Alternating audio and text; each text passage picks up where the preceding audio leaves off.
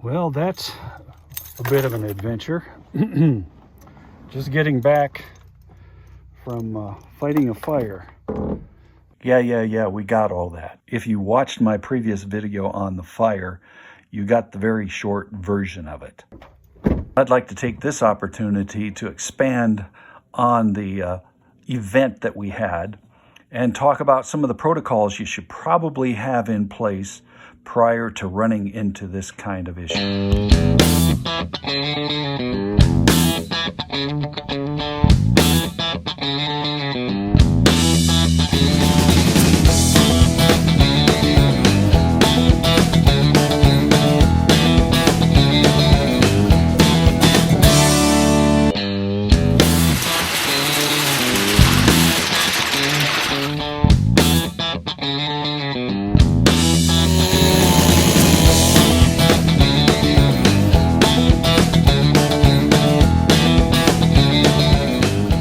Before we go there, let's talk about our cast of characters. There's Mac, a computer programming extraordinaire and reformed hacker, as well as an established homesteader. There's Dan, my crusty excavator and experienced woodsman. Then there's me, an experienced woodsman and a hopeful homesteader.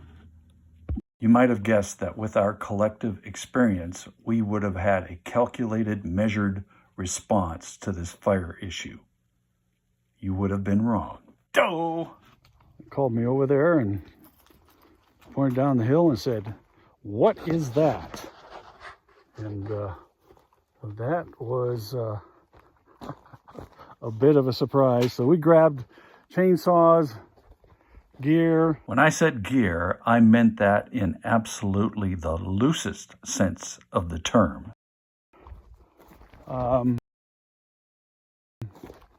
Called Mac.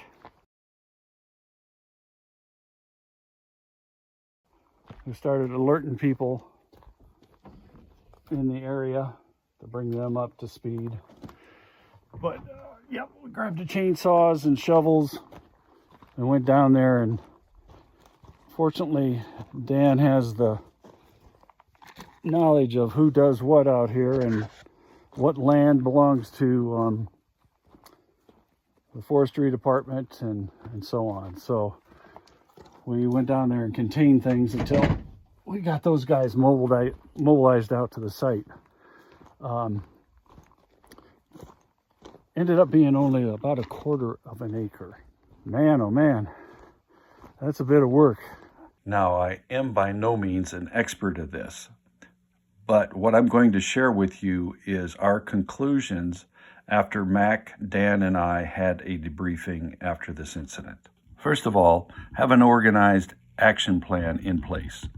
That action plan needs to include an emergency contact list, both local personnel and fire personnel. You also need a grab bag with dedicated gear that is set up ready to go at a moment's notice. So let's break that down a little bit. For emergency contacts, you need to be able to notify the local community and be able to contact the appropriate fire personnel to deal with the fire event. Regarding fire personnel, in our case, it could be 3 different fire groups that you may need to contact.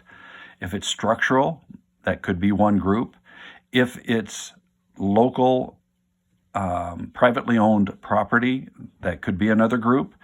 And if it's surrounding state or federal property, that could be yet another group. So let's talk about the grab bag. We could really go down the rabbit hole on this one, but I'm going to limit this to what I think are the essential components of it. You need to have a shovel, a mattox, water, and in our case, we needed radios because of our location so that we could talk directly with the emergency personnel coming in. Radios could be an option, but at the very least, take your cellular phone with you and hopefully you will have cellular reception where you are. In our case, it was one carrier that works consistently in our area. Unfortunately, Dan had that carrier on his phone. So we were able to call the appropriate fire group. Of course, it took several calls and sorting down who was responsible for what, and it took 3 hours for the fire personnel to get to our particular location. Other items that you might want to have in your grab bag would be a smoke mask with the appropriate filters, maybe some snacks, certainly gloves and protective gear that will protect you from the fire itself. We were able to surround our fire pretty quickly since it was only a quarter of an acre. So there wasn't an issue about us having to evacuate. But depending on the size of the fire, you may need to evacuate the area, and that is something you should be able to assess right up front. Which leads me to something that we learned from the fire personnel who arrived at the site. Do a proper assessment of the situation. Take your time in doing that.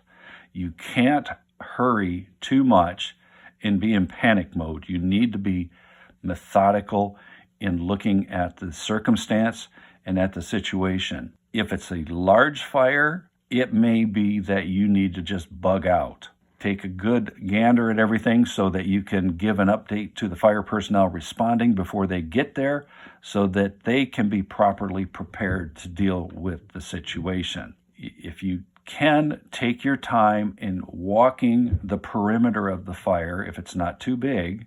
And in our case, like I said, it was only a quarter of an acre, so we could do that fairly effectively. And then after doing a proper assessment, decide which way the wind's blowing and where you need to start digging and trenching a fire break around the fire. And if you're there by yourself, you'll need to do a fire break around the whole thing and isolate the fire, and then you can proceed from there. Like I said in my initial video, it was a lot of work. Another thing you might want to shove in your grab bag are some electrolyte solutions, something that you can replenish your minerals and chemicals very quickly with and that you can absorb quickly, because you will sweat a lot as you're working through this. And it can't be a frenetic work pace. It has to be paced like you're running a marathon, because that's exactly what you will be doing. When we watched the fire personnel doing their work, they were deliberate. It wasn't frenetic. It wasn't a screaming fast pace.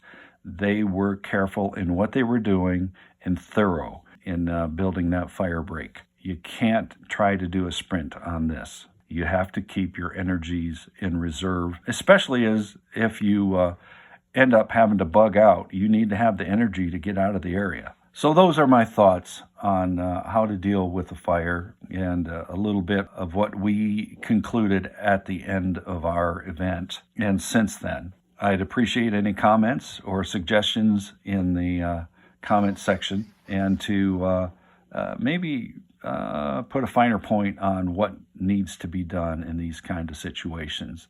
So anyhow, that was this morning's adventure. It's now about 1:45, and that's been going on since 10 o'clock. Tired, but got to get back at it. Got a tree to clean up that I knocked down this morning, and I'm gonna enjoy my dinner tonight. More later.